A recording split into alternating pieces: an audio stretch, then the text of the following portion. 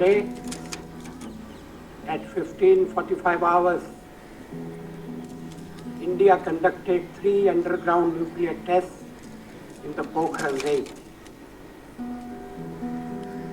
These tests conducted today were with a fission device, a low-yield device, and a thermonuclear device. The measured yields are in line with expected values. Measurements have also confirmed that there was no release of radioactivity into the atmosphere. These were contained explosions like the experiment conducted in May 1974. I warmly congratulate the scientists and engineers who have carried out these successful tests. नमस्कार। आज हम भारत के परमाणु कार्यक्रम के काफ़ी उतार चढ़ाव वाले इतिहास को थोड़ा गहराई से समझने की कोशिश करेंगे। हमारे पास एक लेख है, भारत के परमाणु बम का इतिहास। उसके कुछ खास हिस्से हैं हमारे सामने। और देखिए, मकसद ये है कि कैसे वो सफ़र शुरू हुआ जो शांतिपूर्ण परमाणु ऊर्जा के इरादे से था और फिर भारत एक घोषित परमाणु शक्ति बन गया। शुरू में तो नेहरू जी और होमी भाभा, उनका जोर तो शांतिपूर्ण इस्तेमाल पर ही था, है ना, जैसा लेख में भी कहा गया है। हाँ, बिल्कुल। आज़ादी के फौरन बाद ही समझ लीजिए 1947 में भारत ने तो यही रास्ता चुना था कि परमाणु ऊर्जा का इस्तेमाल विकास के लिए हो, शांति के लिए हो। और इसी सोच के तहत 1948 में एटॉमिक एनर्जी एक्ट बना और डॉक्टर भाभा को इसकी कमान मिली। फिर आप देखिए 1956 में एशिया का पहला रिसर्च रिएक्टर अप्सरा वो शुरू हुआ। तो हाँ, ये सब उसी शुरुआती नजरिए का ठोस सबूत था। लेकिन फिर 60 के दशक में, जैसा लेख बताता है, एक बड़ा मोड़ आया। मतलब 1962 में चीन से युद्ध हुआ, फिर 1964 में उन्होंने परमाणु परीक्षण कर लिया। इसने भारत की सोच बदली। हाँ, निश्चित रूप से ये एक कह सकते टर्निंग पॉइंट था। लेख भी इसी पर जोर देता है। देखिए, इन घटनाओं से सिर्फ बाहरी सुरक्षा का खतरा ही नहीं बढ़ा, बल्कि देश के अंदर भी एक तेज बहस छिड़ गई। जो नेहरू की शांतिपूर्ण नीति थी ना परमाणु ऊर्जा को लेकर, उस पर सवाल उठने लगे और एक डिफेंसिव परमाणु क्षमता बनाने का दबाव बढ़ा। फिर 1965 में पाकिस्तान से जंग हुई।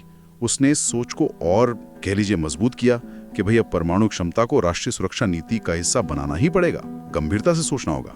अच्छा, तो इन सब चिंताओं का नतीजा फिर हमें मिला 18 मई 1974 पोखरण में वो स्माइलिंग बुद्धा परीक्षण। लेख क्या कहता है इसके बारे में? इसे शांतिपूर्ण परमाणु विस्फोट कहा गया था, पर दुनिया ने भी ऐसे ही देखा। हाँ, देखिए, भारत ने तो आधिकारिक तौर पर यही कहा कि ये एक शांतिपूर्ण परमाणु विस्फोट है, पीएनई।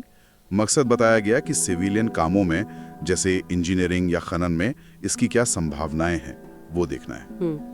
लेकिन जैसा लेख में भी जिक्र है, अंतर्राष्ट्रीय स्तर पर इसे बहुत शक से देखा गया।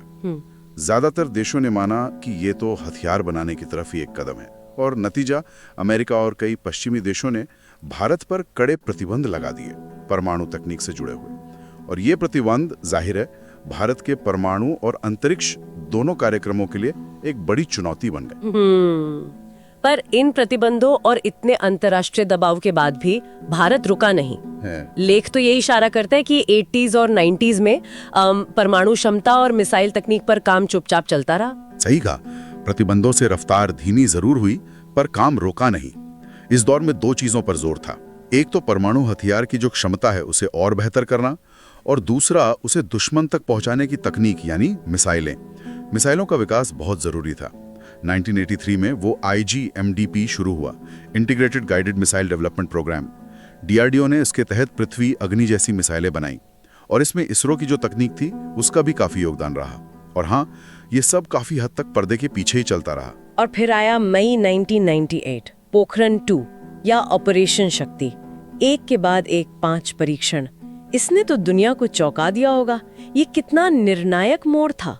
शायद सबसे निर्णायक। 11 और 13 मई 1998 को 5 अंडरग्राउंड परमाणु परीक्षण हुए। इसमें थर्मोन्यूक्लियर डिवाइस भी शामिल था, और इसके फौरन बाद प्रधानमंत्री वाजपेयी जी ने घोषणा कर दी कि भारत अब एक परमाणु हथियार संपन्न राष्ट्र है। फिर वही हुआ जैसा अंदाजा था। अमेरिका, जापान, यूरोपीय संघ, कई देशों ने फिर से प्रतिबंध लगाए।